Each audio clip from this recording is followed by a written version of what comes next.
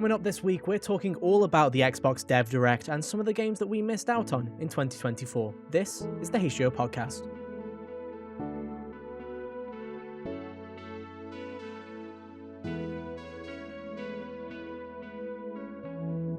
Hey, how's it going, everybody? Welcome back to another episode of the HGO podcast. One of your hosts today, Ethan, and joining me, as always, is my good friend Hunter. Hey, Hunter, how you doing? Oh, I'm doing just swell. No Kyle again this week. The goblins in. still have him, unfortunately. We can't find him. Who knows where he's gone? But we'll find him one day, ladies and gentlemen. We'll find him one day. How you doing, Hunter? You doing alright? Dude, it has been so cold this week. Dude, it's been freezing here as well. Yeah, dude, not good. Sub-zero temperatures. It was so cold that it killed my car's battery. Oh, that's never good. Yeah. I'm sick of the weather because it's been nothing but like, obviously, it's been like past couple of weeks has been like freezing temperatures, having to scrape the car, and then this week it's been slightly milder, but then the wind has now kicked in, and now it's got like 100 miles an hour winds, and I'm like, please just make it stop. Can I just not have a normal just week for once? It'd be fantastic, but alas. No, not This allowed. is the most winter has wintered here for a couple of years, I would say. Well, the beautiful thing is it's not even winter yet for the UK. For some reason, we always have a second wind of winter show up about early to mid-April, where snow will start showing up again. So it's like, yeah, we're not seeing the best of it yet. But hey, we'll get through it. We hope you're all doing well this week. We've got plenty of things to talk about. Obviously, our topic of the show are the games that we missed in 2024. Me and Hunter have been obviously playing games over the festive period as we were on a break, but don't you worry, we're going to keep you up to date with what we've been playing over the past couple of weeks. And then we're also going to do a quick discussion about that Xbox developer showcase, because that did happen and it sure was a show. Xbox is sticking to this formula of, for some reason, letting the devs speak, but also giving them an extremely generic script and it not feeling genuine in the slightest. So, we'll see what happened. There was some cool stuff. A lot of it was early this year. So, we're getting most of these games in the next couple of months. Yeah. So, we'll talk all about them if you want to stick around, or if you are just here for the games that we've played. Timestamps down below. You know the drill. But yeah. Welcome on in, everybody, to the HGO podcast. We're here every Monday at 5 p.m. UK time, 12 p.m. Eastern on podcast services everywhere and youtube.com/hotgamersonly. Hunter's got a review for Silent Hill out on the YouTube channel and at hotgamersonly.com. Go and check that out. Dude, I think it's the longest review I've made so far. It's a pretty big one. Yeah. I had a lot to say, apparently. Hell yeah. So yeah, go and check that out if you haven't already. Cal's got an article up on the website as well if you want to go check that out too. Other than that, we're trucking along. There might be some more YouTube reviews coming out in the near-ish future as we catch up on all the games that we did not get to talk about last year. A bit like today, really. But we're going to be trying a couple of things. There might be some on shorts. There might be some longs. There might be some website exclusives. Who knows what's going to happen? But hey, keep your eyes peeled. We'll let you know when they're coming out. Who knows, dude? Thanks to the generosity of the American government, we've got TikTok back. So who knows? Maybe it'll be gone though by next week. You never know, guys. So keep your eyes peeled. Who knows?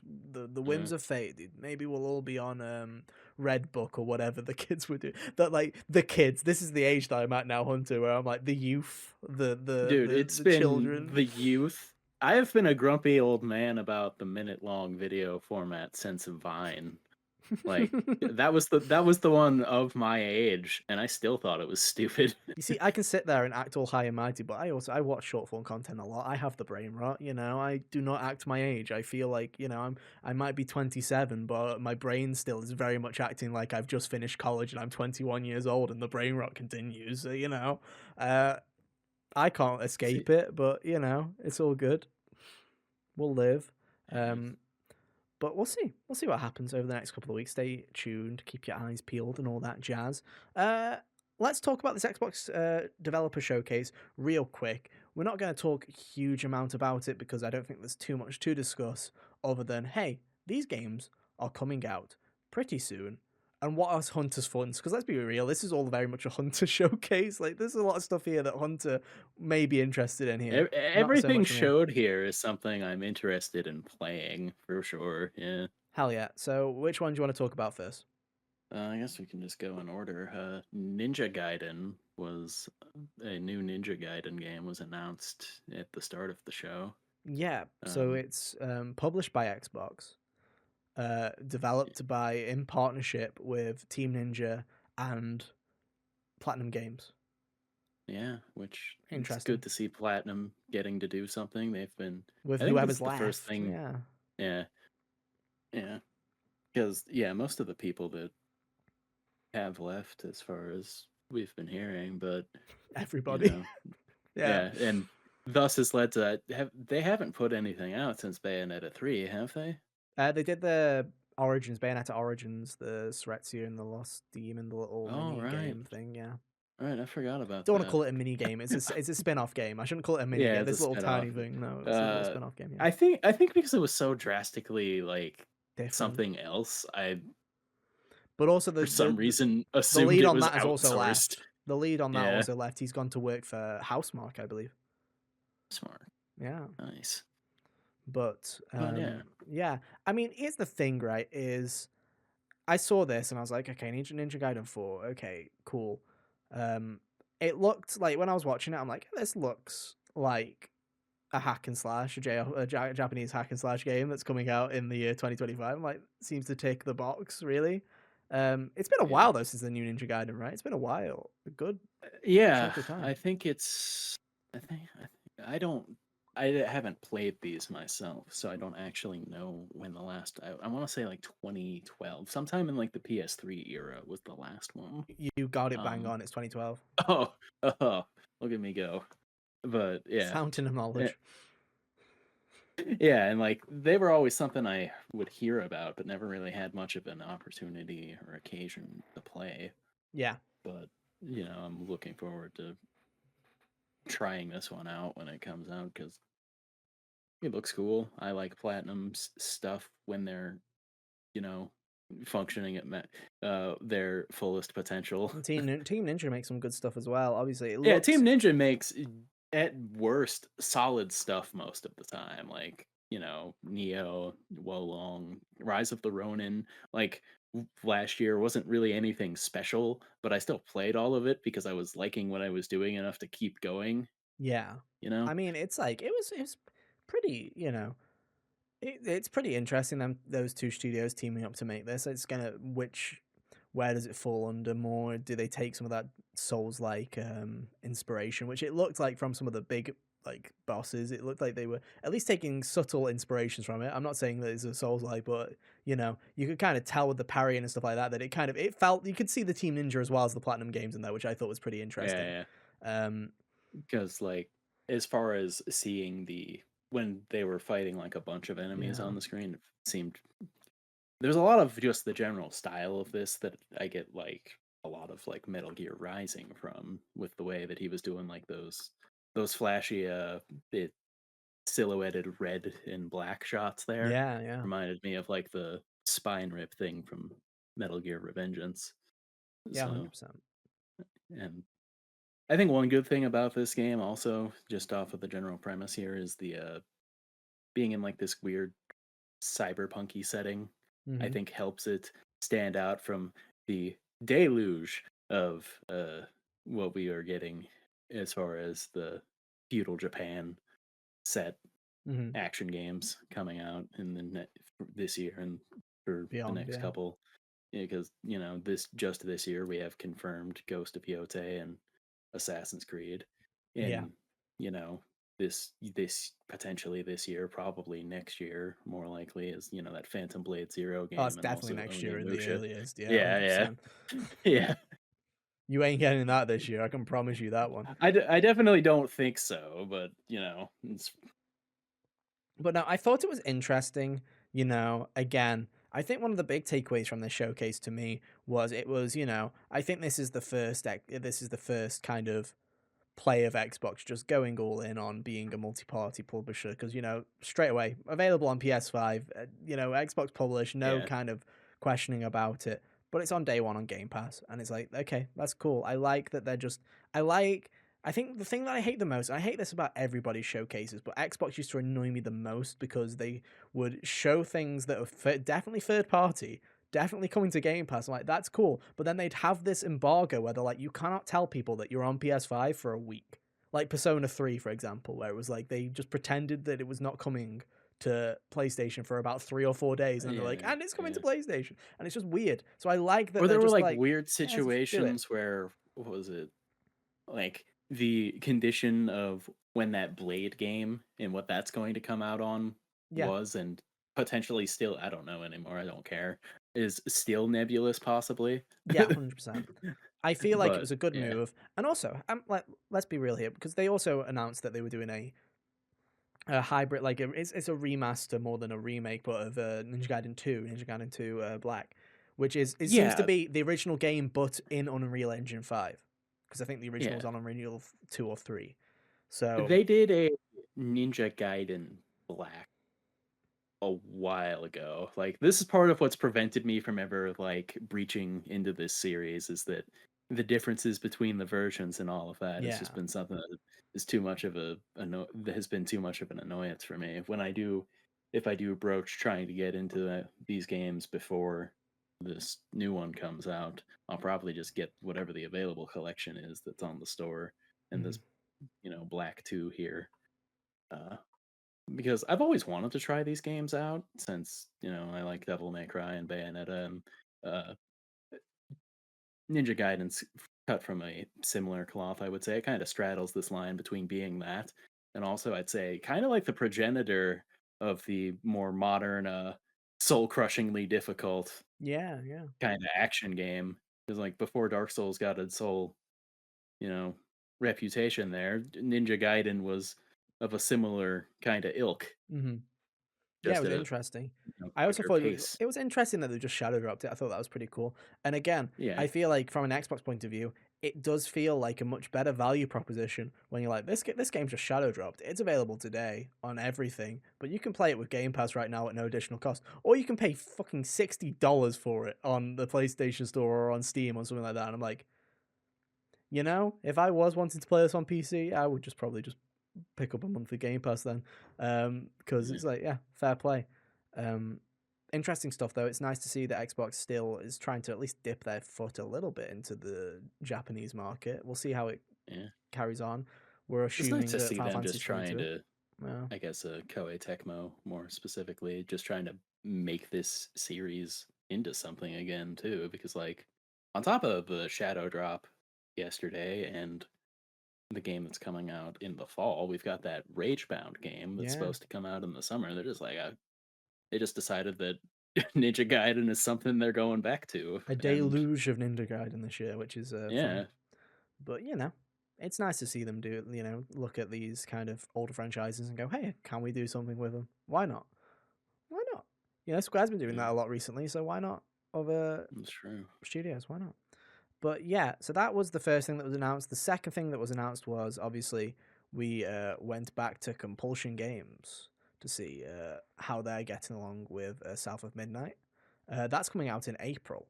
So no announcement for a PlayStation 5 or Switch 2, whatever you want to call it, port, but it is coming to Game Pass in April. I assume that this will eventually trickle down to some other platforms at some point. Like everything now, we're I just going wouldn't to be assume. shocked. Yeah, How are you feeling about South of Midnight Hunter? Because I'm mixed on it. I think that from an art style point of view, I think this game looks really cool and really interesting. I love the kind of stop motion aesthetic that they've gone for. I like the obviously all of the folklore that they've taken inspiration from the South and trying to turn yeah. it into this thing. I think there's some really interesting stuff there. But from the gameplay that I saw, the gameplay was doing absolutely nothing for me. I was like, oh, and it's just it's another one of these. Th- Okay. uh, that's one thing that I'll say.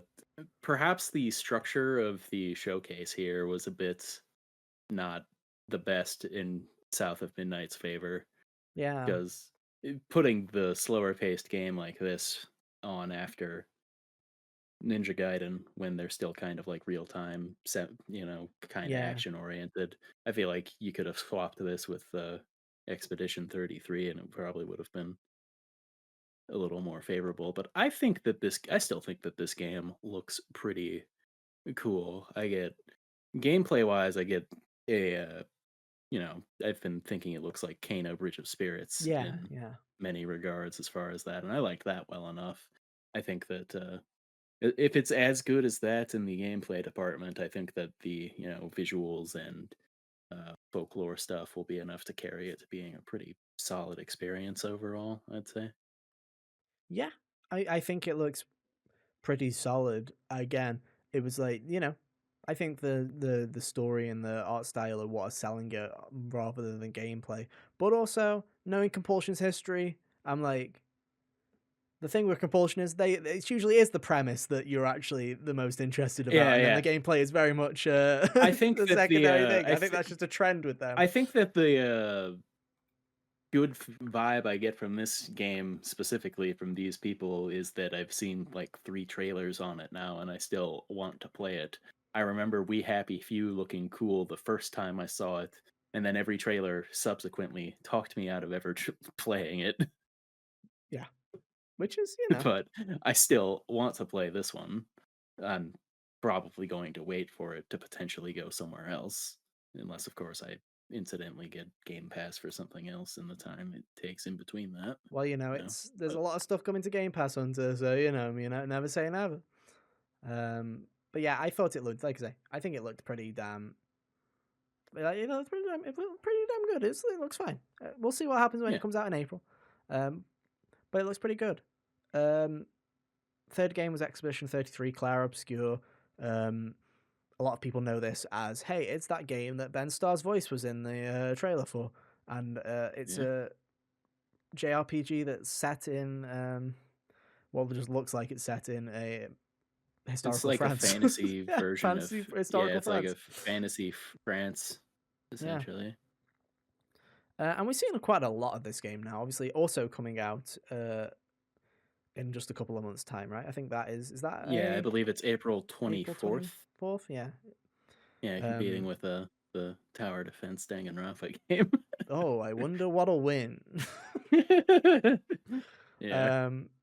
But yeah, I mean, again, I don't know. We'll talk about this later, and when we talk about what we've been playing, I was saying this in the chat where I was like, I'm looking at this and I'm like, this looks good. It looks like it is. I just think I'm burnt out on JRPGs to the point now where I'm like, I'm looking at this and I'm like, oh, it is another JRPG, Whereas like when I originally saw it and I saw they were doing the kind of the hybridization of trying to add real time into into the battle system, I'm like, oh, that's cool. Whereas now I'm looking at it, I'm like, you're adding quick time events to a JRPG. That's what you're doing is you're just adding instead of pressing, instead of them They doing call them Faraga, now they you've got call to them press the square action button. commands when it's they're called action commands when they're in turn-based games. Yeah. But Um, I think it looks pretty good still. Like I think I it looks like that you can good. I see like the story. The yeah. idea of the story is very interesting and still Yeah, compelling, I yeah. think. Like it's a cool spin on a story that I've heard a couple of versions of at this point, but What do you mean? I have um never ever played Xenoblade Chronicles 3. I have never played that game. I have never played Final Fantasy X either. Yeah, I But know, right? These yeah. are crazy. Imagine But JRPGs, all unique storylines, ladies and gentlemen, all unique. yeah, no. But I like that But it won't have a politics in lot it. It won't have politics in it, yeah, guys. Trust me. There will not not at be any all. politics. Not Not a one single single drop. politic. Nope. But what I like about this is a lot of times when you see a game that's clearly influenced by something, Yeah. it's like it was clearly influenced by this one, and Hmm. then it's like, hey, they add in a couple extras so that you're like plausible deniability. I feel like these are like the battle screen very much has a persona kind of vibe in its presentation, but then the overworld and stuff very much inspired by PS1 era Final Fantasy and Yeah. other such. I like that I can actually see the different pieces of what they're taking from to make something new rather than the body of something with like the limbs of, you know, And I could be just wrong, one but other thing. this is the first time I've watched this game and I'm like, oh, like it's a JRPG. Like I was like at first I was like, oh, they're taking inspiration from JRPGs in their battle system. But when they showed like the big giant and the floating balloon guy, I'm like, oh, okay, no, Yeah. this is a JRPG Yeah, yeah, JRPG. they're getting weird and I Yeah, like I appreciate wasn't it. expecting that from them from this game really. But I think it looks pretty solid. Again, it's such a small team and it's such an ambitious project. There is always for me, there's always that fear of it coming in a little bit underbaked because this, especially when they were like showing here's the passive tree or whatever of all these things, and there's like hundreds of them, and I'm like, why would you do all this extra work for something that no one's gonna care about? I love your passion, but why? No one's gonna care about You see, this. that's the beauty of RPG games, though, and putting all of your extra mechanics in those is that because no matter what you do, just being the big hammer usually Yeah, it is the best works. way to Yeah, go. So exactly. if those other mechanics don't work, I'm not gonna care because status effects are for cops. True, but Uh, yeah, I do. I find it very interesting that again, props to Xbox for showcasing a game like this that wouldn't necessarily get a bigger spotlight these days because that kind of middle kind of like that middle kind of budget sized game isn't really getting yeah. showcased as much as it is anymore. Usually you get a lot of indies and you get a lot of AAA and you don't really get that I hate the term double A because I think it's fucking stupid, but you don't get now we're just talking about batteries at this point, but I don't Yeah. you Yeah, like don't the only get as time you much of get that as you those do tier anymore. of games is when they're made to be that tier of game, but are backed by something bigger. Like I think of a lot of the Keeley fodder like that, you know? I don't know what you're on about. What could you possibly refer to? But yeah, that's exactly the kind of thing that you can expect. But I think it looks decent. I can't Yeah, wait. yeah. And again, people will be more willing to give it a go. If you can if you already got Xbox Game Pass, there you go. You don't even have to pay for it, like extra for it. Just hop it on. And if you're gonna pay for it, it's only $50. Yeah, win-win for everybody Yeah. involved. Um, And it's apparently not gonna be like too obnoxiously long from what I understand. I think I heard someone say that the devs claimed that the main story was like 30 hours as opposed to like, triple digits. oh, And good. that's not bad. Yeah, that's not too bad at all. And then the final game, obviously, Hunters finally returning to the world of Doom, Doom: The Dark Ages, Oh, which oh, this game looks so cool. it looks it looks pretty interesting to me.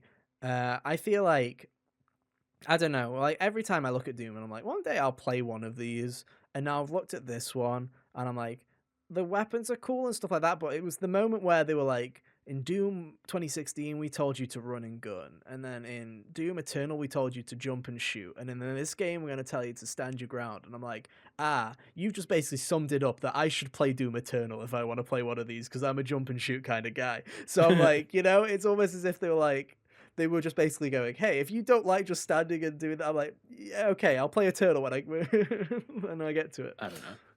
It still looks fantastic though. It still looks Yeah, like yeah. If I had to classic go off a Doom. vibe, I'd still tell you to probably play 2016 No, first, just because it's more of a tighter, yeah, you're in and out experience. Doom Eternal can be a little longer, yeah, yeah, but uh, yeah, I think this looks really good. Like all the weapons are exciting. The grinder, the bone grinder that just shoots the shrapnel at people. yeah, yeah. That caught my attention when they showed off the game the first time. It is still just as cool this time, Oh, totally. and Yeah, it's sick. I do, I do like um, I like that there's like a different approach to gameplay philosophy for each of these games because some people didn't vibe that much with the extra platforming and stuff with Yeah, Eternal, and I didn't mind it.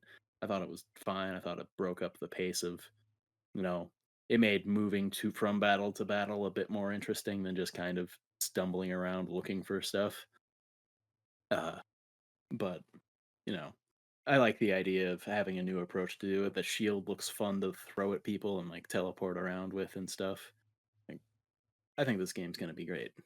I think yeah, I think it's gonna Like, be pretty great. They've had a long time to work on it as well. They've been working on this game that's for over true. 5 years. Dude, I just looked at my shelf earlier and realized that, in the PS4 games here, Eternal is still there. And that seems insane because Well, you nothing's came come out out. on PS5, so of Yeah, I course know. it's on PS4. I know. It came out the same year as the new consoles, but, it was on the, earlier side of that. And it's just oftentimes I forget about that. we managed to get the second part of the Final Fantasy VII remake trilogy before we got a Doom sequel to Doom Eternal. Like, that's kind of crazy. The That is fact that wacky. I was not putting that on the betting cards. But hey, Yeah. apparently they know how to crank those out better than they do Kingdom Hearts at this point. So, I'm like, we'll probably see remake part 3 before Kingdom Hearts 4 at this rate. Like, I'm Yeah, at basically this eyeing rate. up for remake part 3. I'm eyeing up 2027. That seems to me like that is the year that they're going for. They're going to do the 30th anniversary because they've already said we're 9 months in and we're story's If written. they can, if We're going choo choo. I'm not So sure if I'm not sure if I trust the statement. The story's written, you got to believe it. but But yeah, like I love that we're finally getting the third Doom game because I feel like we've been hearing about Dark Ages for so damn long. I feel like it was 2022 where we first heard that they were doing like a medieval Doom game. So it was like yeah. I feel like we've known about this game forever. So the fact that it's finally coming out, and again, it's not too far away. It's coming out in May. Hey, you can't, I like this idea of we're starting to get games that are trickling in because we know that the Switch 2 is probably going to be a June or July kind of thing. So it's like we're getting the little trickle in of stuff to actually keep us going instead of, because I feel like a lot of people are just going to go mad going, where's the Switch 2? Where's the Switch 2? Where's the Switch 2? Play fucking Doom, you Yeah. idiots. Like have a break, relax a little bit, take Yeah, it's nice take a that breather. this showcase essentially just kind of lined up, at least, assuming that you are interested in one or more of these, something to do for the first half of the year.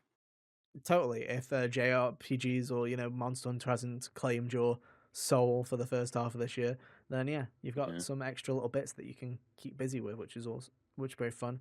I think these dev directs they're pretty good. I don't mind them. I feel like I say, I feel like they push them as if they're a bit more, devs talking to the people than they actually are, because it does just feel like you've swapped out Phil Spencer for a dev and gone, read the script, fucking read it. The only part that felt Yeah. genuine was when the guy mouthed Doom the Dark Ages at the same time, and I was like, fuck. Yeah, yeah. Yeah, that was literally the only moment where I was like, oh, that felt like a proper dev thing, but I think they're all right. I think they do the job pretty well. They've obviously got the formula knocked down because they've done this 3 years in a row now. So Yeah, I think it's, a solid like secondary showcase kind of thing for them to do, especially when they've got things that they it's good for setting the pace for what's going to come out in the first half of a year, I think. totally. That way you're not waiting on like their summer E3 thing And that's the thing. Xbox. I to think Xbox has everyone's like I think there's an irony to it where I think Phil's vision of Xbox actually having games is coming to fruition, and I think it's really funny that the year of Xbox might also be the year of Nintendo Switch 2, so it's going to be completely overshadowed. So Xbox is going to do this yeah. really great job, and then Nintendo's just going to go, it's a Mario, and then everyone goes, they've done it again, the Mad Lads, game of the year. And it's like Yeah, Phil's just sitting it's there going, we've given even you when he 8 does games this good. year. We've given you a Yeah, game a even when you month. do good. Please. Like, crazy, but alas. Still 8 more games than PlayStation, Phil. You keep on trucking. You've got It's this. true.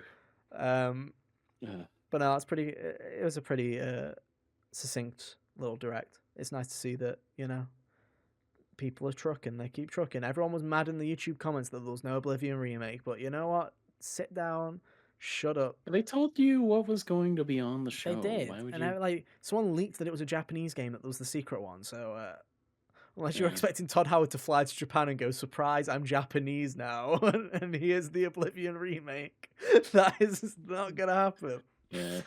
Um, which, to be Definitely fair, for them if to he makes remake one more Oblivion. bomb, I think he like of a game, I think he does have to flee the country. So never say never, ladies and gentlemen, never say never. um, right, let's talk about what we've been um playing. So if you don't know, usually around this time of year, we tend to do an episode where we talk about, hey, the games that we missed in 2024, what we didn't have time to talk about in our award shows, all of that jazz. So some of these games might be games that one of us has already played. So Hunter has already played one of the games that I've been playing. Yeah, Some of them may be new to you entirely. Some might be technically have released in the past couple of weeks or have come out of early access and stuff like that. We'll talk about it. Some of them might have not released last year, and we're just going to use them as an excuse to talk. You got clickbaited. Lamau. Imagine. Uh, Unlucky.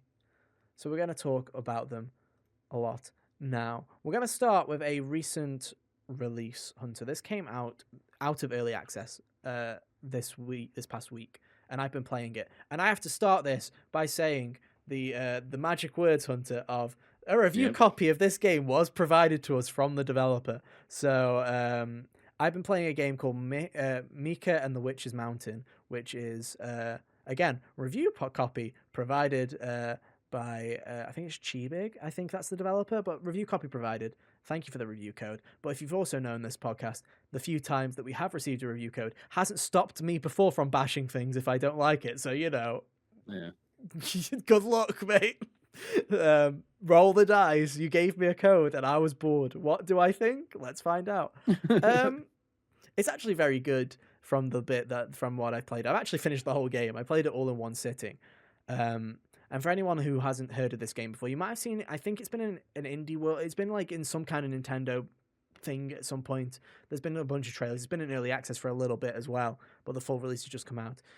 It's one of those cozy games. If you do not know what cozy games are, it is a genre that I feel like has blown up quite a bit in like the past decade. I feel like games like Stardew Valley, Even in just the last 5 years, it exponentially yeah, I think 100%. jumped. I think that I do think Stardew Valley has a lot to have a reason for this genre kind of picking up and existing in the first place.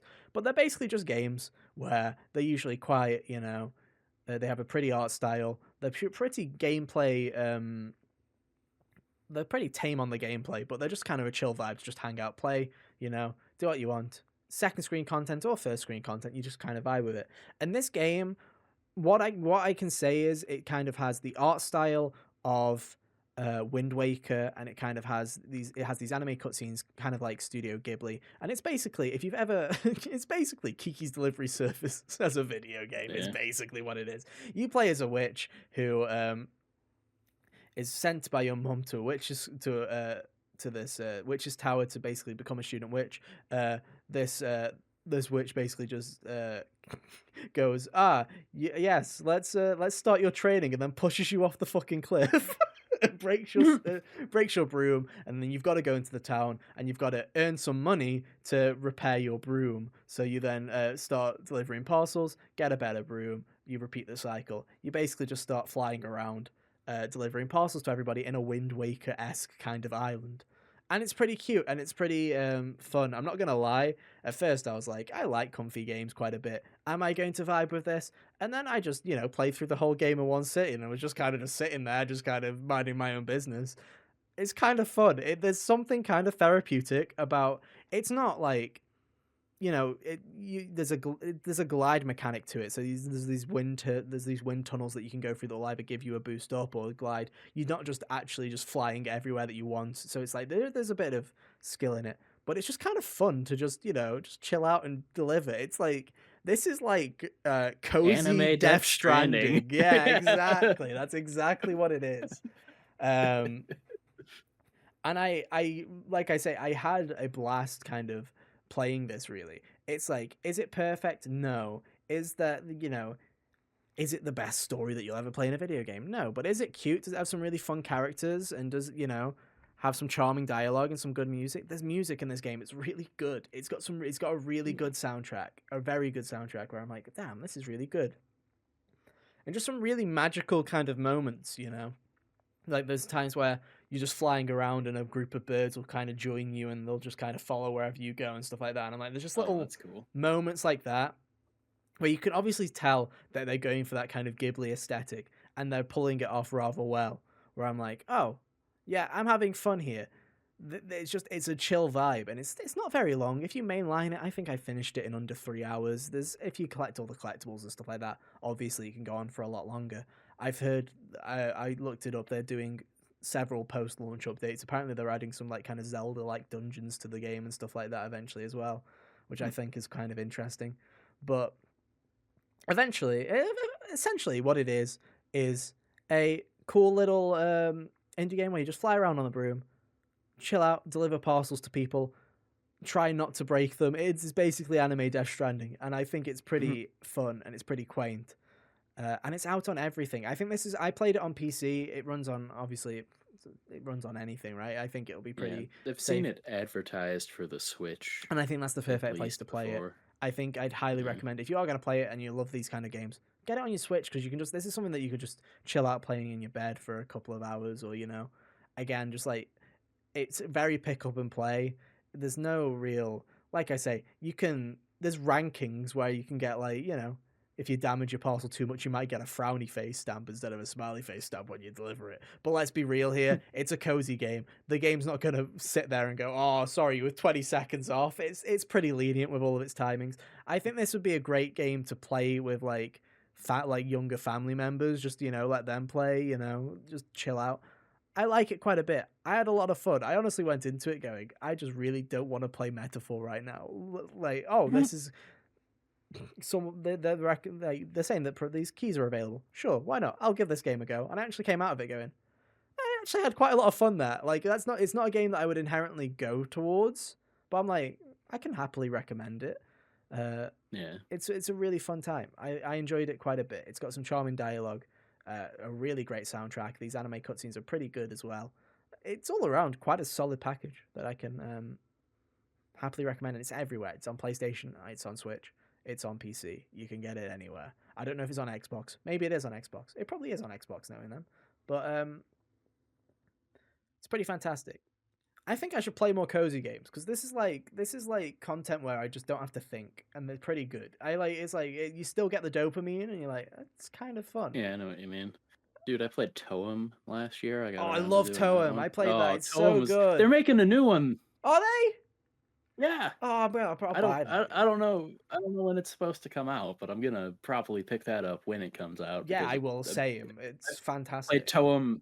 It was just something that I was like, here, play this after playing Final Fantasy, the whole of the Final Fantasy chronology so far, or Final It is Fantasy on 7 Xbox. chronology so far for my friend, and we needed something that wasn't going to depress them. I think I talked about Toem on the podcast a couple of like a Yeah, year or you so did ago. once. It It was I like like whenever it was a plus game, because it was a plus game, and that's how I played it. and this game and this scratches the exact same itch. Mika, it Yeah, scratches that kind of itch of oh, it's a vibe. You can collect. There's loads of collectibles everywhere that aren't particularly hard to find, but you can trade them in for new costumes and stuff like that. The broom feels awful at the start because you've repaired this crappy broom, but the better you get, the more soothing, like the easier it is to fly around and just do some stuff. It's really fun. I just had a fun time with it, and I think the only thing you have to do with these kinds of games is how long you're going to play it, how much does the game cost, does that equal to you good value? Because I'm not going to tell you that a game that costs I don't know how much. I think it's on sale right now if you are planning on picking it up. Again, this is not a sponsored post or whatever like that. The Keymail or whatever where I got it from was like, yeah, make sure to put this link in your description so we know if people buy it from you. I'm like, fuck you, that's an ad. That isn't. yeah, Are you paying me? No, okay, like calm down. Um, but I think it's like $20 normally when it's not on sale, and it's like you put the price to what you're gonna have fun with this for 3 hours. And you think that's a good value? You buy it. Like I probably would have bought. Like I would have been happy paying that for what I got. So yeah. but I had a great time. I think it's a pretty good game. I like it quite a bit. Can happily recommend it. Like I say, might do a full review on it. Not 100% sure. If not, might do a YouTube short on it. This seems like a good little mini thing to do a YouTube short on. So maybe we'll try one of those. See if that works out. We'll see. Keep Yeah. posted for next week. But I liked it quite a bit. I could happily recommend it. But like I say, get on Switch. It feels like a Switch game. That's a Switch game. It does feel like something that they would have pushed even in like the early years of the Switch as being like one of those, Yeah. indie that like next to like Snake Pass or something. Game that obviously didn't come out on Switch. But well, it did come out on Switch eventually, but it wasn't launched as a Switch game. But I also think fits into this category. Hat and Time. That's again same kind of Oh vibe yeah. that this game strives for. Love that game too. But no, this game's pretty good. Did I have my grievances with it? A tiny bit. I wish the map was a little bit better. There you go. You want a nitpick? I wish the map was a little bit better. evergreen statement for Ethan's You have to opinions you have to on pause the video game to games. look at the He big wishes map. the map was better. You have to no, the map itself is designed well, but the actual user interface is a bit like you have to pause to look at the map. Then it's like it's a bit. I'm like, press a button, Oh no, enlarge the map in the corner. Game, come I on. know what you meant. It's just video games for some reason just elect not to be good at maps a lot Yeah, in modern 100%. times. 100%. That'd be my criticism. The map's not great, and also the villain is as generic as they come. But also, it's like it's a Ghibli thing. Of course it is. It's like mustache twirling kind of. I hate everybody. Minimum wage is pog. Am I right, guys? Like that's the kind of vibe that this game's going for. The only reason minimum wage would be unacceptable is because it's a wage at all. Yeah, exactly. That's basically what they're getting at. But it's pretty fun. I liked it. I really did Uh, like it. I yeah. hate taking review copies and then going, I liked it because I feel like it's like it almost feels wrong. Whereas it's like, but I did. I liked it. I think it's pretty good. Yeah. I liked it quite a lot. You should check it out. Anyway, um, let's move on. Alrighty. Hunter, what have you played? Oh, I picked this one up earlier this week as part of the late Christmas present collection that I've been acquiring. Listen, the Edgeworth Investigations. Or Unicorn Overlord is what I started. Uh, Oh, good. Kyle Kyle, would be. Kyle, I'm sure Kyle and Kyle, if he was here, would Kyle is be tied up in popping the off. goblin bunker crying tears of joy right now. They're not tears of sadness because he's been kidnapped, but they're tears of joy because he knows that somewhere out there, Hunter's playing a game that Kyle wished had done better. Yeah. Poor Vanilla But yeah. Man. But yeah. Yeah, I had always been interested in eventually giving this a look because I liked 13 Sentinels well enough. Enough. So, yeah. Yeah. Some people be acting like 13 Sentinels was some kind of insane experience in ways that I don't think it was, Which, but I played it last year and I was like, I wish I was. When it's like, I want to be on that ride. I want to be on that ride, And it's like, I wasn't. I was sitting there, I'm like, oh, people are saying this is one of the greatest stories in video games. And I'm like, I'm still waiting. The credits rolled and I'm like, damn, this post-credit scene's about to be fire, dude. If it's. I mean, the whole story was kind of wacky, but I Yeah. wouldn't say that it was anything that I think it's a I good was game. It's a very I was pretty raised by game. Metal Gear Solid, so Yeah, and like here's the thing: it's like I feel like so many Japanese games try and go so left field with their stories nowadays. Sometimes where I'm just like, this is kind of tame in comparison. Like this is kind of uh, been there, done that. It's still a great game though. Like I think it's a yeah. I fantastic still think game. it was. I still do think 13 Sentinels was really good story wise. The gameplay Oh, it's you a can solid. Yeah, turn. it's a very solid story. It's very solid. Yeah, you turn the gameplay on to easy and skip it. um, Hey, here at Hot Gamers Only, we're not afraid to skip to lower our difficulty to easy when the gameplay's shit, ladies and gentlemen. Like yeah, we're hands on heart, we're perfectly happy to do that yeah. here. I have not had to do that with Unicorn Overlord. That's a step up. Good job, Vanillaware. Yeah, You've gone up, rising up the ranks. yeah. There are some burrs about it that I think could be better and maybe will be better as I proceed onwards in the game because I'm not super deep into it yet. Like, I think I've hit like 2 main story beats and just kind of went off and did other things as far as side missions to collect people for the army or whatever. Because the whole setup is basically, and you've you've probably heard this one before too. uh, rightful heir to the throne, chased out of his kingdom at a young age, Won't hear this one has been again later in the yeah. podcast. No, sir. Chased out of his kingdom at a young age and is now reassembled and now, leading a resistance force against the almighty bad guy. I Yeah, heard I think this his name is I heard Gig. this I think his name's Lord Dewey's, dude. I think that's his name. yeah. Uh, yeah, I heard this story when I listened to Marth's codec call in Smash Brothers. Yeah. But um for all that being said, I've been into it well enough as far as the people in the interplay. The main protagonist is lame, but I feel like that's just kind of comes with the territory of these kind of things a lot of the time. See you in You'd be like, oh, 5 minutes. yeah. the noble who has to be a good leader is going to be lame most of the time by Yeah. virtue of people needing to make him good Mm. morally or whatever. But Yeah. whatever. I feel like people could crack the code on how to be better at making them interesting. But the other people are cool so far. Like they haven't really been anything super special, but they've been bombastic and they come at it with enough gusto that I've appreciated them. As far as the gameplay is concerned, so most people who play this game would the direct comparison that most people would make is probably Fire Emblem. I have Mhm. not played Fire Emblem, so I don't really have that to work with. Uh, so my closest analog to it would probably be Valkyria Chronicles, where you're controlling like a larger group of people and you make individual choices on where to move your units and who to make them fight and whatnot. Mhm. And I'd say the main difference in this game would be that your units could be, one to, I think they can get up to 6 people in it as you earn more reputation and resources and whatnot.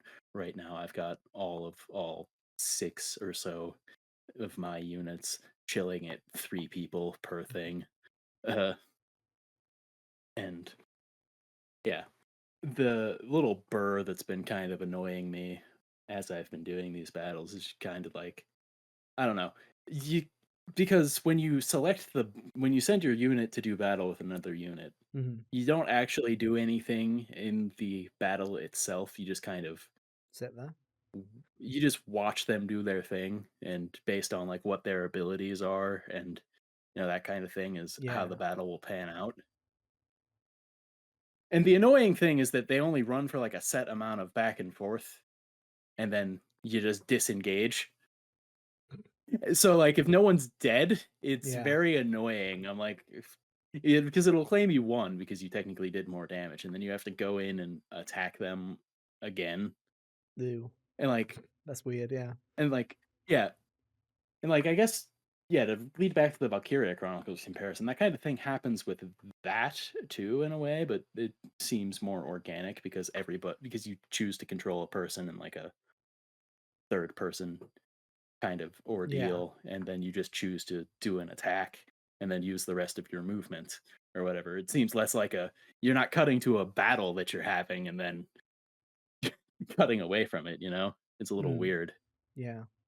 Uh, but aside from that, I think I've accidentally, um, like fast forwarded and not been able to pause because like it is very convenient in the way of once you choose what you're gonna have them do.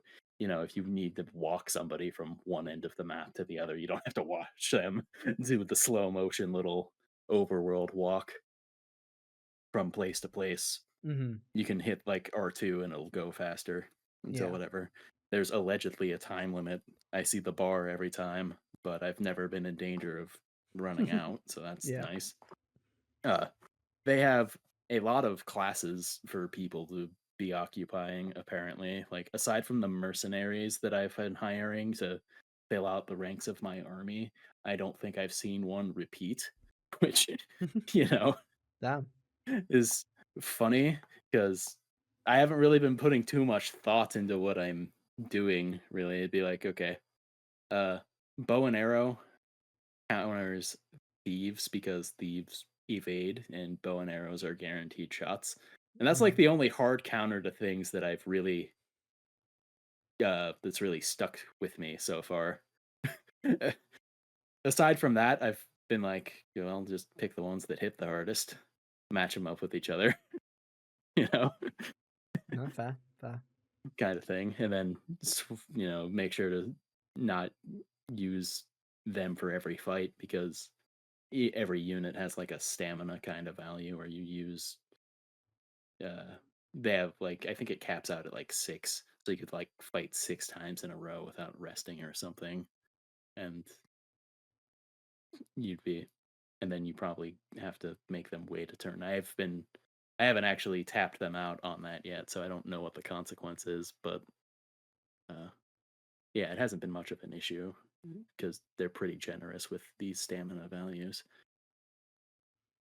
What this sounds like to me, Hunter, is a game that I will very much never want to play in my life. This sounds to me Yeah, like yeah, you the probably would not antithesis of an vibe with Ethan it. game. Yeah, like this sounds like a what if Vanillaware took every essence of what Ethan thought would be interesting about a Vanillaware game and just kind of out of it, and then just come out with a game that sounds like it's up more up like Cal Street, really, which is Yeah.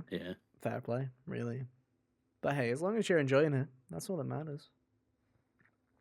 Yeah, pretty much. Like I haven't really, like I said before, I haven't really needed to be that strategic with what I'm doing.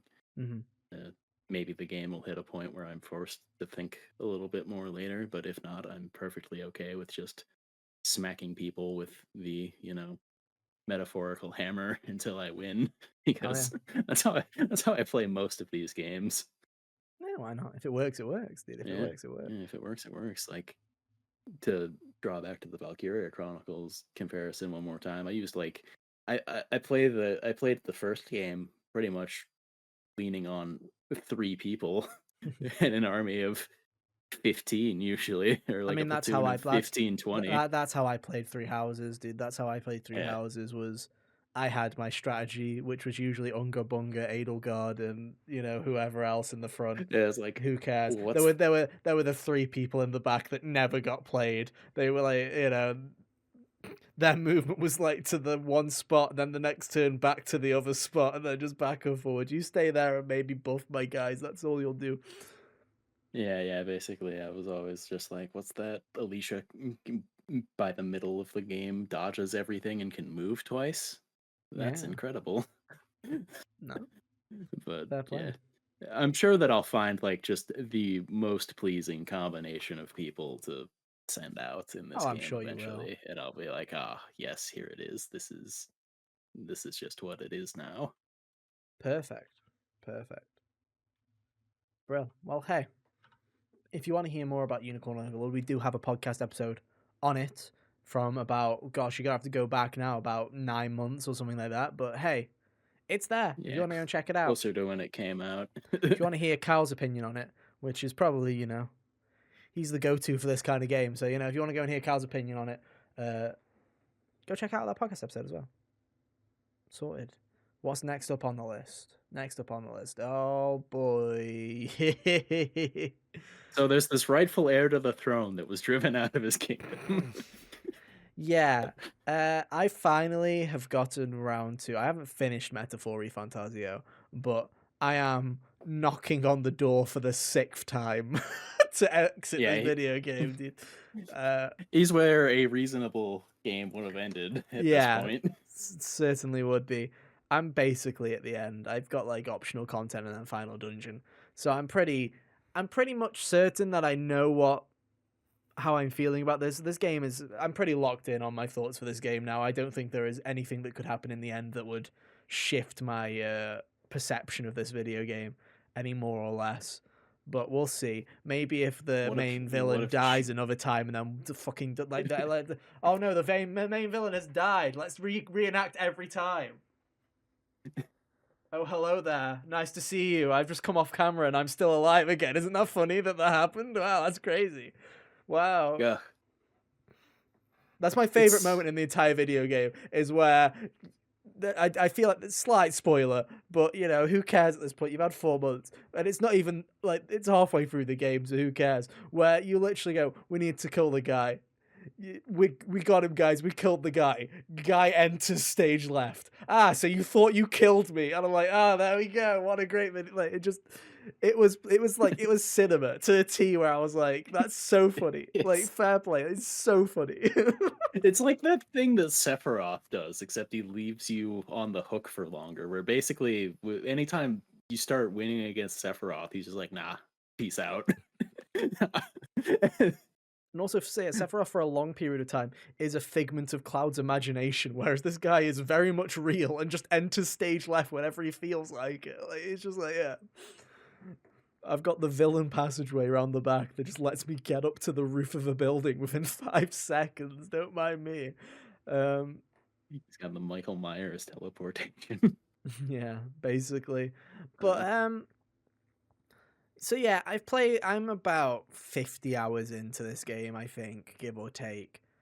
And I am pretty much locked in that I think this game is good. I think it's very good. From a gameplay perspective, I think it's fantastic. I think there's a lot of interesting concepts with the class system that they've introduced. I think there's um something to the world map system and be having to go to little dungeons and stuff like that and these kind of mini day trips and figuring all that. I think there's a lot of interesting stuff there. Um I think, and I don't know if this is just because my brain is more Persona coded than it is whatever this is, but there's a lot of stuff in this game that I think is good, but I think Persona's done better to the point where I can't help think that I'm like, did we need the calendar system? Like, there's a genuine part of me that's like, should they have come up with something new for this game? Because it feels like it's attached to the calendar system, yet it feels like it doesn't want to be that. Because it's like the whole fun of the calendar system to me in Persona games is not everybody is available at every time, and it's almost you're almost metagaming somebody's life. That's the fun of it. Is going, I want to be best friends with Ryuji, so I'm gonna make sure that he's available today. I'm gonna spend time with him then because I'd fuck everybody else off. Or I need to really boost my knowledge this day. I need to do this. Or you're trying to juggle 5 different things at the same time, and a lot of people don't like that. I understand that, and I think that's why they like this game, because this game has babied it down to this bare minimum where it's like everybody's available almost every day. You can Yeah. literally choose any social link whenever you want. The calendar does not matter for that whatsoever. You get Some are enough split into time, day and night, and that's but about that's it. it. And you don't really need to worry about your royal virtues because you get that much time on the fucking gauntlet runner where you can't do anything else. Where it basically gives you baby mode where you can go and read all your books you want, really. And it's just like a lot of it. I just sit here and I go, "Is this just here because it was the Persona team?" Like I'm just like, could we have done something else here? Could we have made it a bit more interesting? Because I think you've got something there where it is like having the gauntlet runner stops indicate the way that things go. I think is more interesting because I'm like, oh, okay, so I've got 3 days here.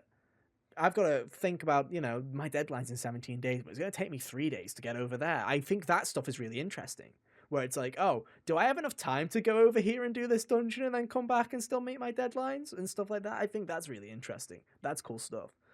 But when you've not got that stuff to do, and it's like you've got 10 days, and I'm just like, 10 days, and I've already maxed out to the extent that I can everybody that I know. yeah, it's just like it's Persona, but they've taken all the choices away. Like every choice in all the social links doesn't matter because you just get wisdom points. Which in some aspects I'm like, oh, that's good because I hate having to spend extra time with people because I fucked up saying the right thing to them. But it also takes some I of the like just person. being able to answer honestly, to be Yeah, fair, I like that, but I which also I wish that there was an honest answer to give in this game, though. yeah, because has to be positive because they can't affect the social. That's the thing is, I like that because you can do that with friendships where you can say the wrong thing and kind of fuck it up. That is kind of what happens. Is sometimes I'll think, oh, I'm being really funny here. I'm gonna make this joke, and it's the wrong time to make that joke, and then you're like, oh, I've kind of killed the vibe here a little bit, haven't I? I like those little quirks, and Beep they're not. boop. Yeah, beep boop, and they're not here. Yeah, like I kind of miss that. The kind of like I think, like I say, I like this game quite a lot, but there's so many things where I'm just sitting there and I'm like, social links are worse. I don't think like I can count on my one hand the number of good social links in this game. It's Uh, quite possibly I think it's 2. out of the main Atlas games that I've played that have social links in them, Persona 3, 4, 5, and this. It has by far the weakest social links in any of them. I like the Persona 4 social links more than this game, and that's saying something because I'm very critical on Persona 4 at times. But yeah, I can count. I like Alonzo and I like Heizme, Yeah. and I think that's it. I genuinely can't Yeah. think of another one that I really enjoyed. I've finished all of them now by this point, by the way. I've done all of them. Yeah. I think a lot of my issues are, I don't know, I get not necessarily issues, because a lot of it feels just like a me problem. Where a lot That's of the what I'm saying. setups Is it for feels these, like it's a me problem as well. Like I feel like I'm sitting there and I'm like, where I it's want, like a lot yeah. of the setups for these are well done, and I'm like, I can see how this is sympathetic, and I understand you at a base level, but also like I would not die for you or anything like that, or I'm not particularly jazzed to see more of you or anything like that. I just don't think it does anything. Like, here's the thing, right? Is I can understand like when you're playing through Persona 5 or whatever, and everybody probably starts off not liking Yusuke that much. Because he comes in at an awkward point. There's the whole Anne storyline where you're like, this is just a bit fucking weird, like, you know. And then I've noticed that, you know, eventually most people grow on Yusuke, but the earlier you do your social link, the more you grow on Yusuke because you just get to know him a lot better. Whereas there's nothing that I've learned from any of these social links that I didn't already know from their basic character, their basic character in debut, Yeah. because they're all the same. There's no hidden. There's nothing hidden behind Stroll, and Stroll's probably one of my favorite of the mainline cast. But there's nothing hidden there. He's a noble whose town was destroyed by a human, and his social link is about his town that was destroyed by a human. And I'm like, okay, that's interesting. So are we gonna do anything about that? Not really. Okay. You know, he's sitting there, he's like, I'm struggling to come to terms with, you know, what happened with my parents and stuff like that. And I'm like, I'm not feeling anything here. Like, I'm not getting at it. There's no real there's nothing grabbing me to this social link. And I don't know, again, is it just that I'm sitting here and it's just not for me? Like, that's how I'm feeling, is I'm just sitting here and I'm going, people really loved this her. And I think it's like, I'm sitting here and I'm saying, I've seen all these people saying 5 out of 5, one of, if not the game of the year last year. And I'm sitting here going, this is a really solid 4 out of 5.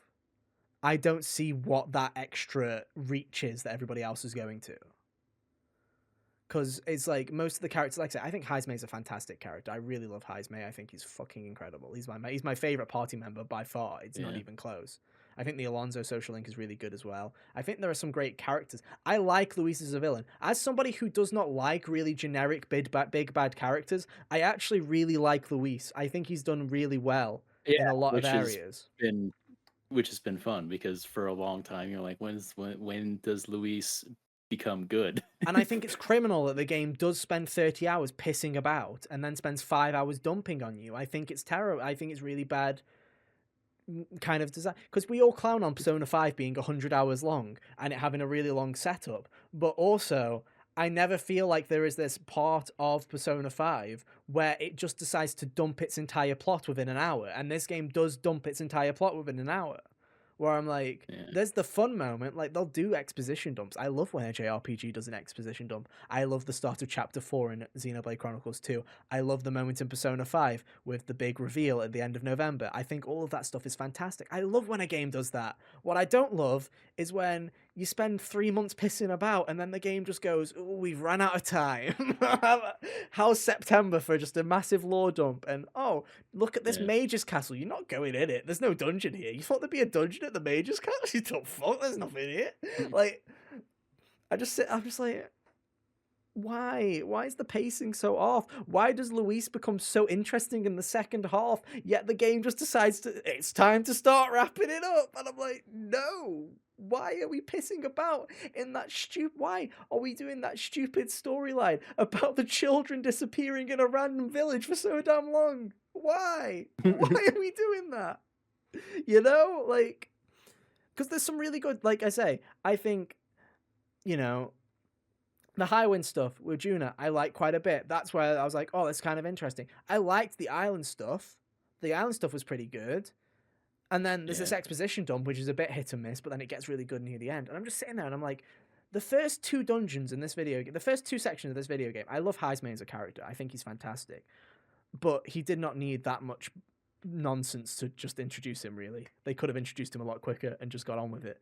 And that first dungeon is so fucking bad. It's so bad. But it's so long for no It's reason. really bad. That I don't know. I just sit there and I'm just like, man, I've been playing this game for 50 hours, yet it feels way longer than Persona 5 to me. Like, it's just felt really long. Like, it has felt like a really long journey to get to this point in Metaphor. And it's about half the length of Persona 5. Like, 2/3 maybe? I think I'll be at 60 hours when I finish. It's weird. I find it very weird. I like the game quite a lot. And it's weird because going into it, I'm like, here's the things that I'm definitely gonna dislike. I'm gonna sit in that. I'm gonna love the social links. I'm gonna love all that pissing about time. But I know I'm gonna dislike the villain because I don't like these big bads that just are overarching. And I'm going, oh, what's the one thing that I like in this game? I like the big bad. What's the one thing that I Yeah. feel is slightly off? I think the social link system's a bit like the calendar system's a bit rubbish in this game in comparison to Persona. I don't ever feel like I'm doing anything that's worthwhile.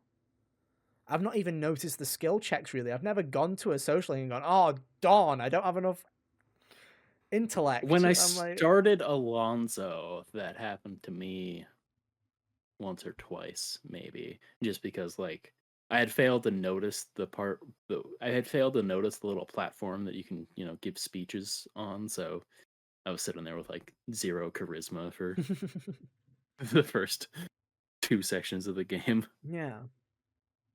It's just I look at it and I'm like, I vibe with this quite a lot. I like to say, I think it's a 4 out of 5 for me at the moment. Anyway, I think that's where I stand on it. I think Persona 3 Reload is the better game. If I'm honest with you, I have issues with I that game as agree. well.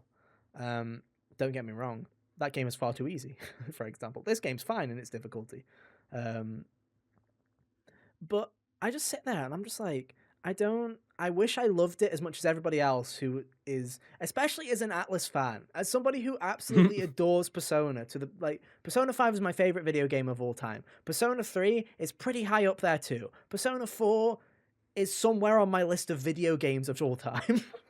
Like they're up there. I like those video Yeah. games quite a lot, especially 3 and 5. And then so to play this and then go, oh, I feel similar to Persona 4 as I do to this, where I can acknowledge that it's a great game, but I'm just not vibing as much as I should. I kind of sit there and I'm like, Uh, "Ugh, I wish I could see what you guys are loving because I think it's fine. I think it's good, but to me the characters aren't exceptional apart from yeah. Heisme, who's an absolute chad, absolute unit. What I what a liked game! Basilio quite a bit too. Yeah, he's but like I Yeah. think I like the two. I like the brothers. I also, I think there's some interesting stuff. Again, I like ideas of what they're doing with the game. I like the idea of having the island nation and Yeah. having that kind of second. That dungeon also was not a fan of that dungeon either. Um, Dude, that dungeon was dungeon design in not this game good. is not very good. I hate to break it. It's the weakest part of this video game.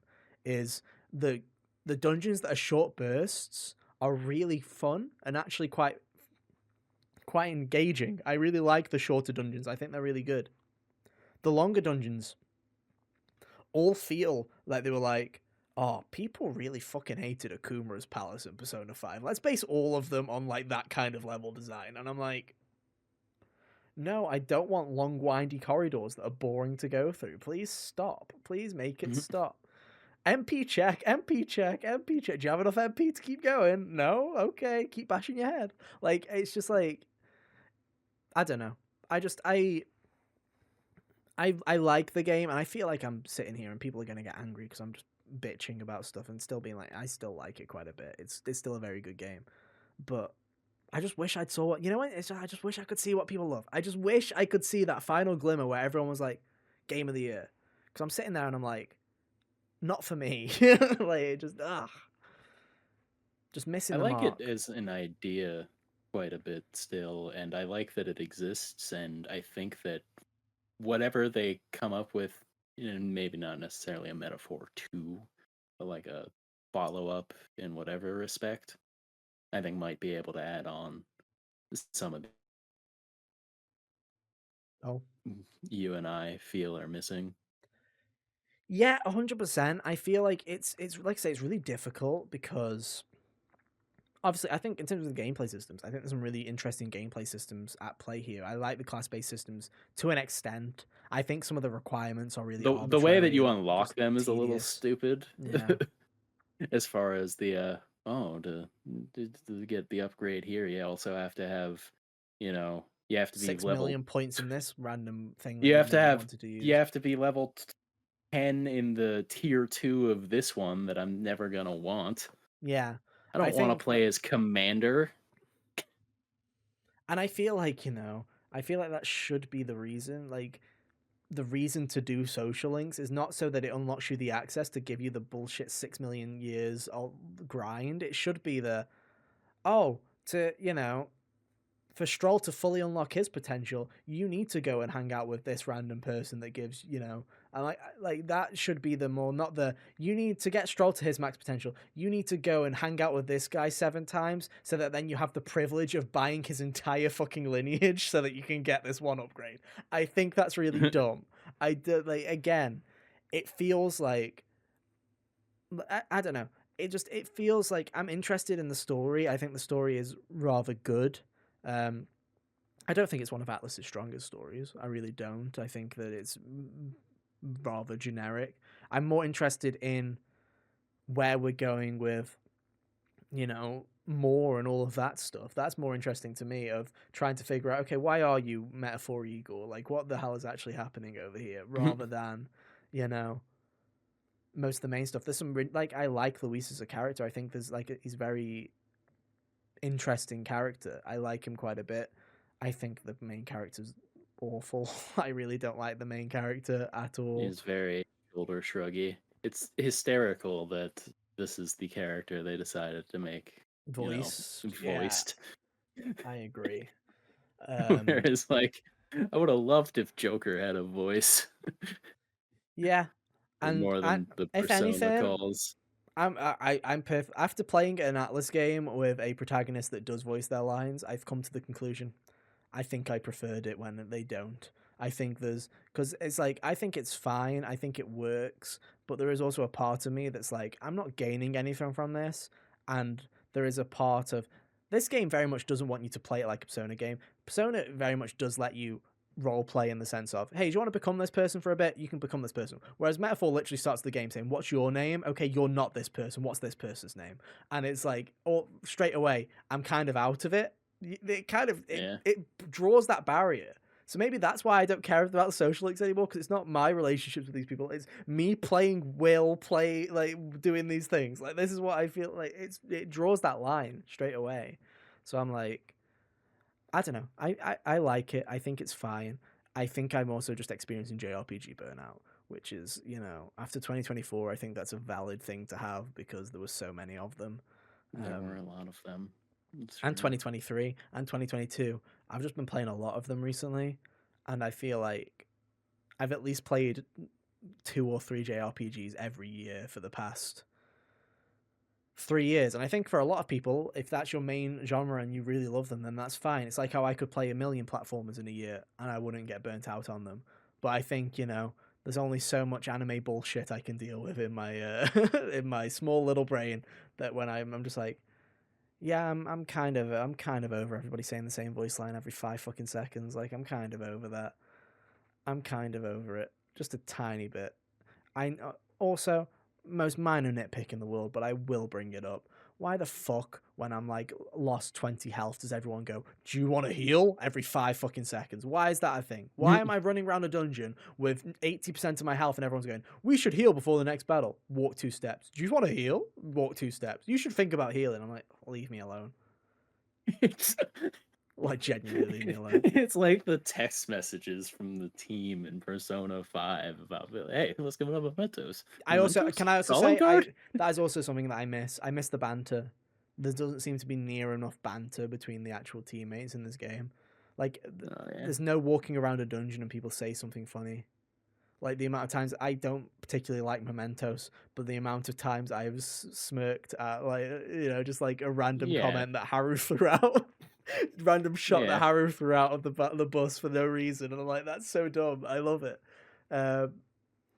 Everyone mocking Akechi for his pancakes, just stuff like that. I miss that stuff. I miss the kind of, again, you get it in even, Persona 3 and Persona 4. I think playing Persona 3 and then going, oh, look at this, look at all the stuff that they took from Royal, and then looking at this game and going, oh, look at all the stuff that they did take, but also all the stuff that they left behind or didn't get implemented because this team didn't work on Royal. I'm like, it's interesting how it kind of, it's almost a split. There's a split there where it's like these two teams went off and did different things and they took different things from this project.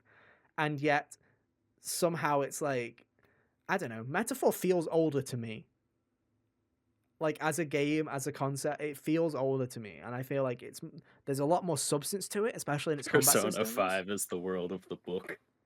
Maybe, who knows? Don't no spoilers, Hunter. I'm near the end. I'm finally near the end. No spoilers. Um, but it's weird. It feels like it is a split in the branch of this is what these two teams went off to do, and I feel like, Yeah. hey, I liked Metaphor. Will I play Metaphor Royal Golden? No, I don't think I will. I'm not inclined enough to do that. But I'll probably play what's next from this team. I'm Yeah. liking it enough where I'm like, hey, I'm willing to give it a second chance. You know, as we've said many times before, a sequel or whatever can do wonders to a franchise where, you know, some of those things that don't hit the first day, maybe they will go, yeah, you know what? That calendar system was stupid. Let's base it off of movement or something, you know, do something else where it's like, I think they can make it work. I really do. Just, Yeah. you know, it's fun. It's good. I hate that there's 5 days in a week and every month is 30 days. I don't like that. That's dumb. And why is it still September, but they've changed all the names of the days? Why did they do that? Why they? It is weird, isn't it? Could they have Why not they called it change like, you why know, they like change the Arbors days Month, but not the Spooky months? Month? Yeah, like yeah. Spooky month, Hallows month, yeah. They still write it as a normal calendar, but then they look at it and they're like, they have 7 days a week. What the fuck is a 7 day a week? There's 5 a week. When Dude, does I anyone have a never day off? Is that Idol's internalized that there Day? was Like, only 5 days. I was just sitting there like I never really got the flow of the calendar day wise, to be honest with you, because none of them mattered. that's what I mean. It's like I remember. That's the thing. Is like I love that about Persona. Like it's just like playing Persona 3 or whatever, and you're like, okay, Sunday is the day where the sick guy's around, so I make sure, you know, that's probably the day where I want to go and check that social encounter. It's like, oh, like, you know, Persona 5, it's like, oh, that's Big Bang Burger night, better go and get my you know, like just little things like that where I feel like I played it, whereas this game's like, well, on Idol's Day the shops have sales, so you're telling me don't buy anything on any other fucking day. Got it? Like that's literally all I have, like where I'm like, yeah, no, do you want to go And stare even at this then, tree for some inspiration? No, I don't. you can still buy things on any other day Because because money means nothing in this game. Yeah, money is a trivial thing in this game. it's still a very good game. I'm sorry that I have to nitpick, and I'm sorry to everybody who listens to this that thinks that I'm hating on your favorite thing. But you know, I like it. I just wish that little tiny stretch, that little grasp where I'm like, where is it? Where's the thing? Where's the thing you're loving that I just cannot find? It's definitely not in the dungeon design, though. I don't care what anybody says. That is objectively bad. I don't care. Like that is that is my criticism. Especially, oh my god. I don't know what's worse, the first dungeon or the fourth one. I genuinely don't know what's worse. I genuinely could not tell you which one's worse. Mm, It, it, I it, don't it, know, because the first one made me realize that it was taking a long time in like real time, where I was like, I was like, I'll go to bed when I finish this dungeon. It was like, okay, I guess I'm going to bed before I finish this dungeon. I've never Whereas, had that Persona moment where you press the save button and it's been 5 hours and you're like, what the fuck has that time gone? Where's it gone? yeah, I've never had that moment in this game where it's like, and to be fair, it's very rare for me to do that. There's very few games I can think of them off the top of my head, like, you know, Persona 5, Breath of the Wild, you know, very few games where I just get so engulfed that you basically turn around and you look out the window and you go, oh, it's dark now, and I never noticed, you know, like one of those. That hasn't happened with me with this game, unfortunately. but yeah. And then the fourth dungeon was kind of one where I was like, when I got to the end of it, I'm like, man, that took a long time, Make it stop, like please. Yeah, retrospectively. for the But amount that we accomplished, I did not feel like it was a, you know, like in like when you beat Akuma, I feel like because you look at how far you fucking got, you're like, I feel like I've just been through a fucking like I've been through a war here. I have fought through a battle. Whereas I looked back through that fourth dungeon and I was like, I feel like I've only like there's only been like 6 or 7 screens. They just took that long to get through. I'm like, oh my yeah, goodness. But I like it. Anyway, we talked too much, Hunter. We need to wrap it up at some point because my goodness, we're just still going. So why don't you speed us up with you played mouthwashing, but you said you didn't have too much to talk about. So you have now got 60 seconds to talk about mouthwashing. Okay, you ready, Hunter? You ready? yeah. Go. Right, so this game was a horror game that came out last year, and and I heard a lot of good things about it, so it went on my list of things to check out before, imminent releases this year.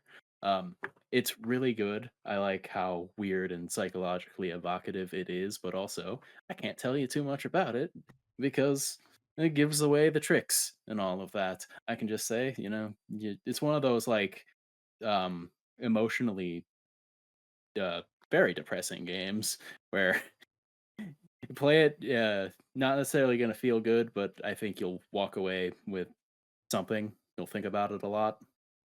Very similar to, I don't know, I have no mouth and I must scream kind of deal Hmm. there, as far as like video game, a literary equivalent in a lot of ways, but very solid. Doesn't ask too much of you as far as the gameplay goes. So if you just like psychological horror, check it out. How'd I That was do? How exactly much a time? minute. Well done. That was actually a minute. Good job. That uh, was actually very Too good. bad we don't do highlights anymore. I know, right? Fuck it. We'll make one. Why not? Just one random upload. 160-second review. Make it a short. That could be a short. There you Yeah. go. Look at that. Uh, Yeah, that's pretty crazy. I've seen a lot of good things about it, but I also know that it's like one, it's a horror game, so I'm not about it. But then two, everyone's like, yeah, it's depressing as fuck. Like that game will break you. I'm like, yeah, I'm okay, definitely never for me. from the recommend, once I finished it and was talking about, yeah, I played it or whatever, the one of the buddies that had said it was good was like described it as being like having their emotions cored out of them like an apple. Oof, that's not. Oh, And I was like, yeah, it's that quite a makes sense. visceral description, actually. No, I don't like Yeah. that. I was like, yeah, I know what you mean. Yeah, that's crazy. Um, but hey, that's pretty cool.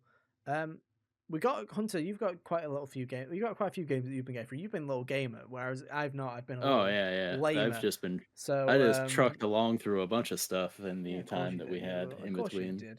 Yeah. Meanwhile, I barely stumbled through that, and I've been playing a lot of. Unfortunately, IRL friends have been playing a lot of Call of Duty, so I've been on that train quite a bit, just To passively be playing fair that. to you, I got Metaphor done and dusted before the holiday break, so I just had video game induced ADHD for these past several weeks. Yeah, and it's one of those things where when you have like IRL friends, it's like I don't particularly care that much about whatever we're playing, but we haven't played anything together in like a good while, so I'm like, I'll indulge more than I would be willing to indulge usually, just because I'm like, we haven't done this in ages. Why not? So I've been kind of it's that or Marvel Rivals, and I'm not getting into that.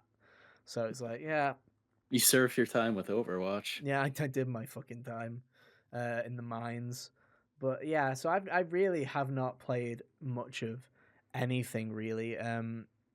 All I can say is that I've not got around to fully looking at it, but I did mess around a little bit because I got Rebirth on PC super cheap because for some reason, like I got for $30, I got Remake and Rebirth on PC, and I can tell you that that game What a is deal. Rebirth. Can you believe it? That's crazy. As Square Enix ports go, it's one of the better ones, which isn't saying much because they seem to always be shit. But Sure. it's all right. I mean, it's Rebirth, isn't it? That every time I do play Rebirth, like it's just watching the start of Rebirth again. I'm like, I could play this again right now. I'm not going to because I'm not fucking stupid. But yeah, what a great game. So yeah, no excuse if you want to pick that one up. The PC version is fine. There's a little bit of stutter, but what are you, a bitch? You're not gonna play Final Fantasy VII Rebirth? I don't think so. Get in, fucker. We're gonna have a grand old time. Just don't watch the ending. Stop right before the final chapter and wait for the third part, so you don't have to sit on the ending like the rest of us. Yeah. Just sit there uh, going, "Wow, I do. I wonder what happens at the temple. Guess I'll never know," and then just walk away for a year or two. Um, but hey, it's good stuff. Right, Hunter, you've got quite a few games that you have been playing through, so rapid right. fire them. So, uh, I say I went rapid through fire and them. did a. I don't mean 1 minute. You can take as long as you Yeah, want, yeah, I but got these are you. smaller I games. got you. Yeah, they're smaller stuff. I went through and did a replay of the first Dino Crisis game because when that got brought on the PlayStation extra tiers initially it was premium only and you couldn't purchase it, and then That's so inexplicably it dumb. dropped for it inexplicably dropped for some reason, so I claimed it while I They could and dropped made all sure the to. old ones as well that were Oh, really? exclusive. So Resident Evil Like Director's the Cut and stuff yeah. like that was all, yeah. It was only Capcom games. Yeah, I don't know what's going on. I still can't buy it outright, which I still would do just to send the message to Capcom that I would like for this series to come back. But, uh Dino Crisis 1, very interesting. I always forget the details about this one because I played 2 far more, so that one Mm, sticks in my brain a lot better. And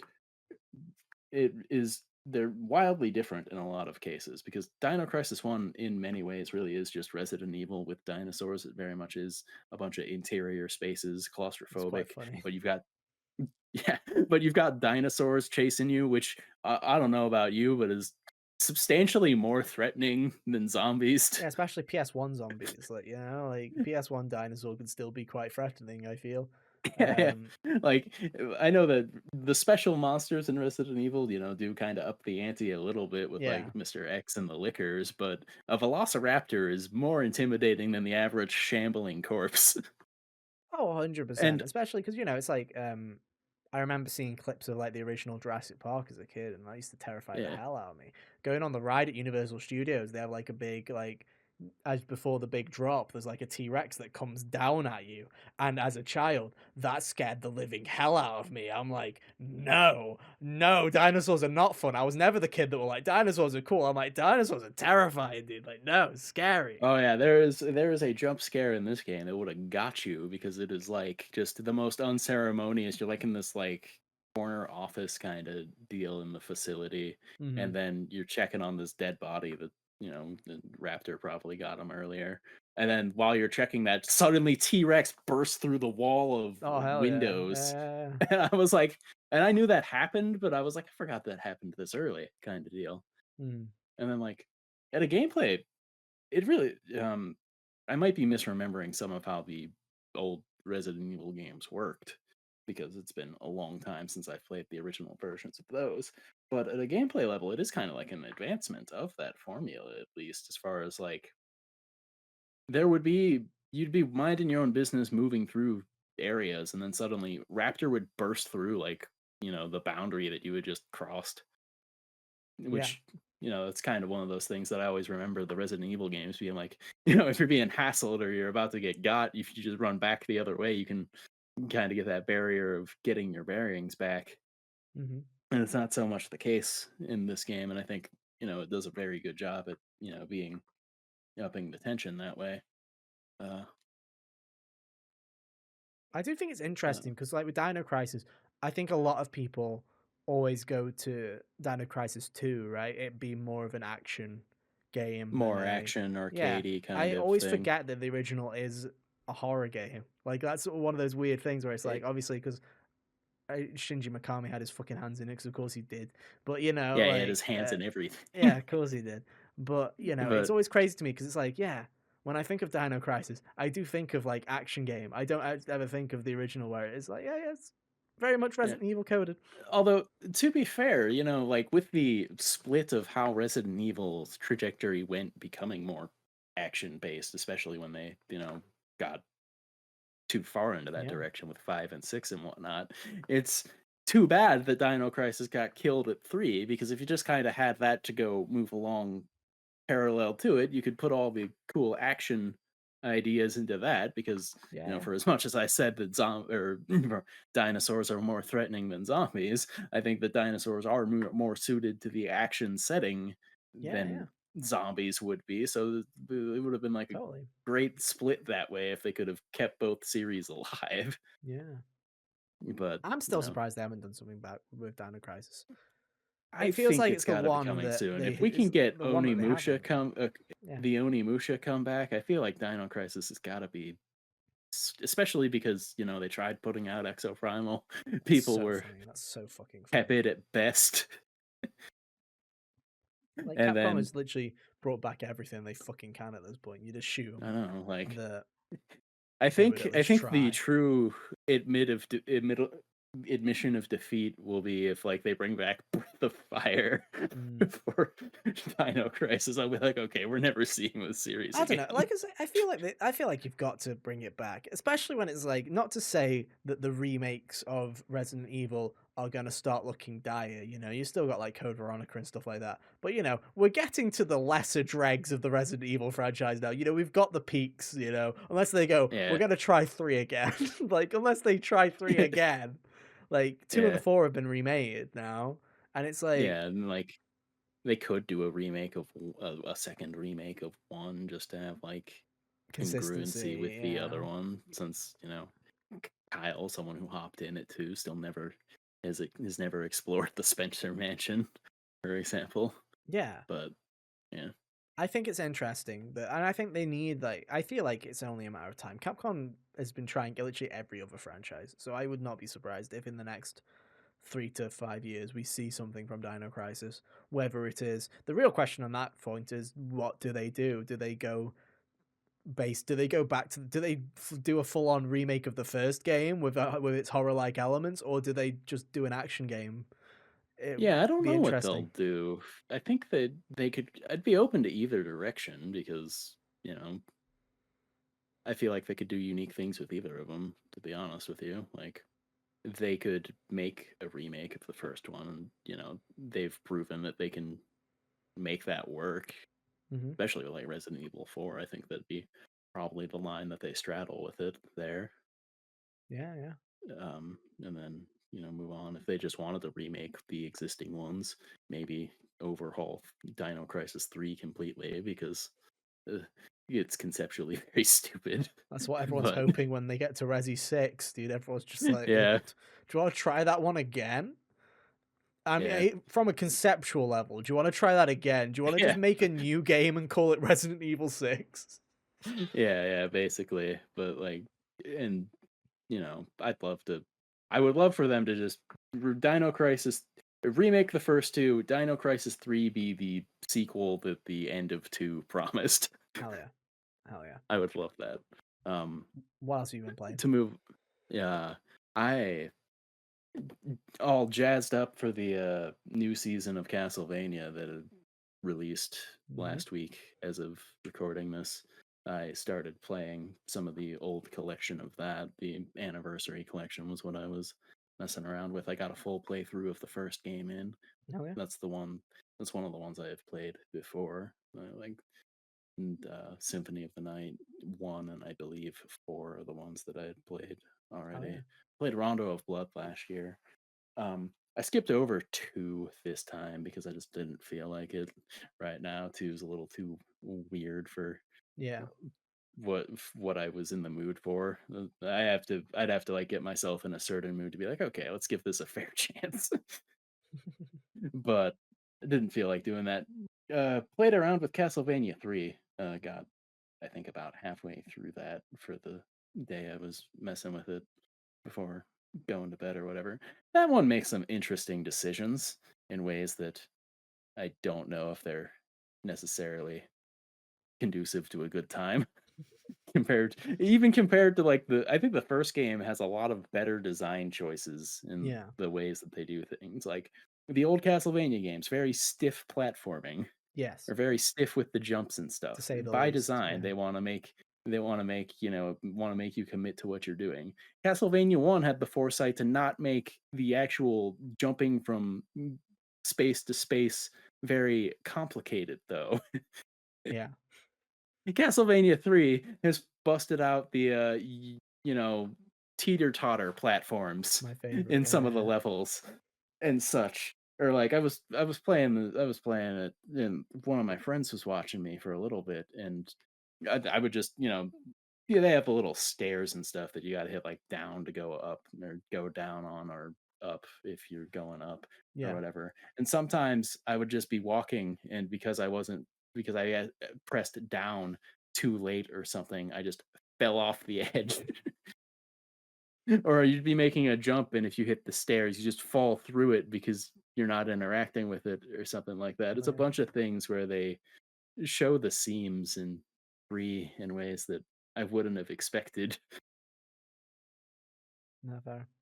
But I'll probably go back and finish that just because. why leave why leave a, you know, 3-hour game at most half done? Why not, dude? Why not? Yeah. Um, Also in my little retro adventure here, I picked up this big old collection of Double Dragon and like the Kunio River City games. Yeah, yeah. Uh, Mostly spurned by my interest of it, my affection for the River City Girls games. I was interested in seeing, the origins of it Yeah, yeah. hands on and stuff because, I knew all of this prior to that, but being able to actually play it and see it is a different story. And honestly, for its time, the original like Kunio, the it would have been localized as Renegade, is what the first one was called. Um, the original one of those ahead of its time in a lot of ways, like things that didn't come along until later, like mounted punches or Yeah. like grabbing people and throwing people, stuff like that. Things that you would have expected to be way later in the history of those kind of games works there. I think works better than when they made Double Dragon a couple years later. Honestly, like I'd put Renegade over the first Double Dragon at least, as far as like I played that one. I played the goofy dodgeball game that's in that collection too. Mm. Is what I got around to. I think I just was going chronologically, so I'm up to River City Ransom. Well, the Japanese version is what I'm gonna play, but because I just like that one's aesthetic more. But Mm-hmm. uh, I'm up to that one. I haven't played it yet, but I'll be interested because I think that's where a lot of the elements that I'm familiar with, uh, got their start. Yeah. But yeah, it's been super cool. A little nice look at history. It's funny that it's called like the Double Dragon Kunio Kun Retro Brawler Bundle. I think there's more sports games in it because of the 7,000 Kunio games that exist, and a lot of them are goofy sports spin-offs. Oh yeah. You don't get enough goofy sports spin-offs these days. Honestly, no. Like Mario has a monopoly mostly. Yeah, basically. But no. That is until we get Astrobot Baseball No, I can't wait, dude. coming Yeah, yeah. next year. Lovely. Oh, Uh, but yeah, you've had an eventful little break of playing video games. yeah. Meanwhile, I can't even say that it was like, oh yeah, I've spent all that time playing Metaphor when I didn't start playing Metaphor in retrospect till January 1st, like New Year's Day. I like the week and a half that we had off beforehand, literally played nothing the entire time. I was just like, I'll get to it. I'll get to it. I'll get to it. Um, but no, you've made a good dent there. Dent and a bunch of random stuff. Yeah. It was like, yeah. But hey, what have you guys been playing over the holiday break? Was it good? Was it bad? Do you like Metaphor more than we do?